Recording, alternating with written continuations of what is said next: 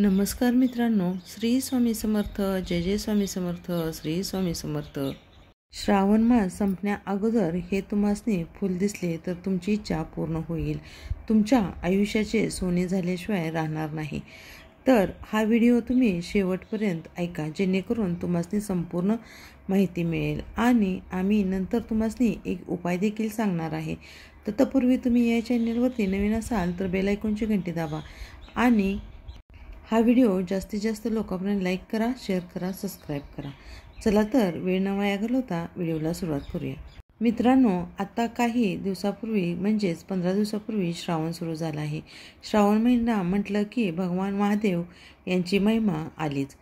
भगवान महादेव हे असे देवता आहेत की जे आराधना केल्यानंतर त्वरित प्रसन्न होतात आणि आपल्याला त्याचे फळ मिळते. आपल्या भक्तांची इच्छा ऐकून ते लगेच पूर्ण देखील करतात. श्रावण महिना हा भाग्यवान रुद्राचा म्हणजे भगवान शिवांची महिमा आहे. या महिन्यात भगवान रुद्र पृथ्वीवरती चालवतात असे म्हटले जाते, असा लोकांचा देखील समज आहे. त्यामुळे या काळात भगवान शंकरांना प्रसन्न करणे खूप सोपे आहे.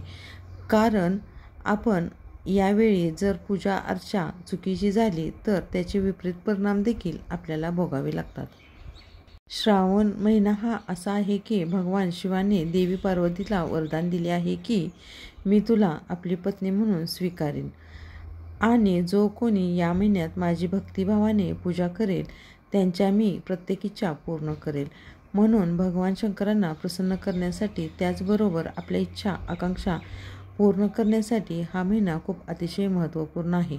आपल्या सर्व समस्या दूर होण्यासाठी आजच्या लेखामध्ये आपण पाहणार आहोत की कोणते उपाय केल्यामुळे आपल्या समस्या दूर होतील. वास्तुशास्त्रात गोकर्ण फूल हे सुख, समृद्धी आणि नशिबाचे प्रतीक मानले जाते.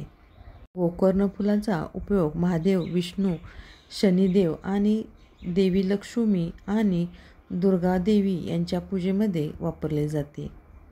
गोकर्ण फुलाचे अनेक फायदे शास्त्रात सांगण्यात आले आहेत.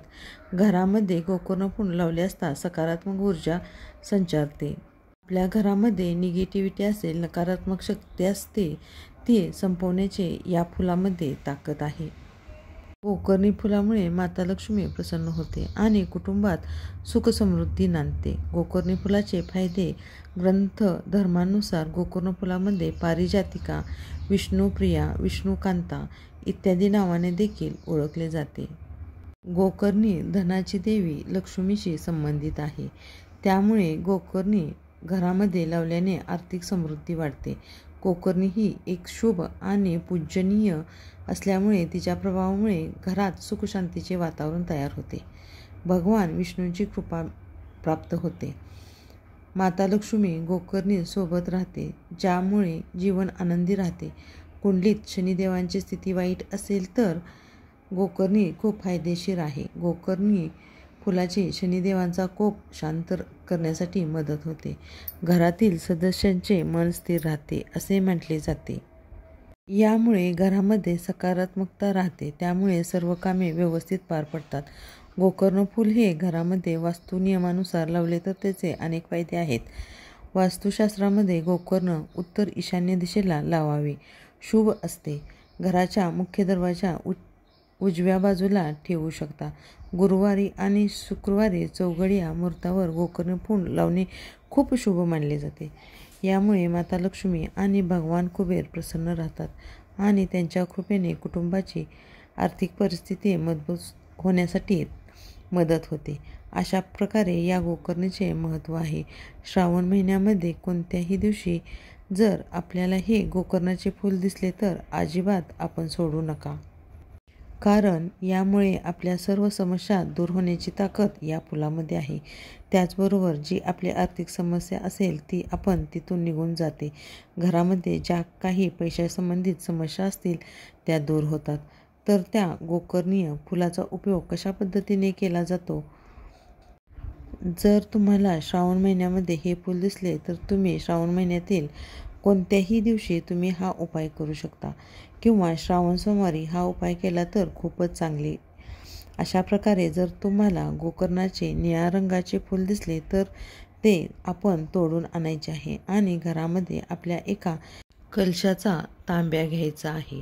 त्यामध्ये पाणी भरून घ्यायचे आहे. त्या पाण्यामध्ये 21 काळे तीळ आपल्याला घालायचे आहेत आणि त्याचबरोबर त्यामध्ये थोडे कच्चे दूध घालायचे आहे. हे गोकर्णाचे फूल त्यात घालायचे आहे आणि 2 अगरबत्त्या या कलशाला पाणी घेऊन आपण महादेव मंदिरामध्ये जायचे आहे. हा उपाय आपल्याला शंकराच्या किंवा महादेवाच्या मंदिरामध्ये जाऊन करायचा आहे. हा उपाय तुम्हाला घरात करता येणार नाही. मंदिरामध्ये गेल्यानंतर आपल्याला प्रथम आपण ज्या 2 अगरबत्त्या घेऊन गेलेल्या आहात त्या प्रज्वलित करायच्या आहेत आणि त्यानंतर त्या कलशातील पाणी अभिषेक म्हणून शिवलिंगावरती घालायचे आहे आणि हे गोकर्णाचे फूल थोडे पाण्यामध्ये बुडवून ते शिवपिंडीवरती अर्पण करायचे आहे. तुम्हाला 108 वेळा महामृत्यू मंत्राचा जप करायचा आहे. नाहीतर ओम नमः शिवाय या मंत्राचा देखील तुम्ही जप करू शकता. त्यानंतर तुमच्या काही समस्या असतील त्याविषयी तुम्ही शंकरजींना प्रार्थना करायची आहे की माझ्या ज्या इच्छा आहेत तुम्ही सफल पूर्ण कराव्यात.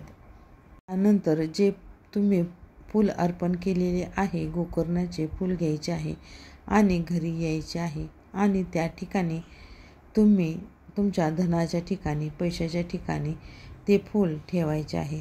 तुमच्या ज्या काही धनासंबंधित अडचणी असतील तो निघून जाण्यास मदत होते. अशा पद्धतीने हा आपल्याला उपाय करायचा आहे.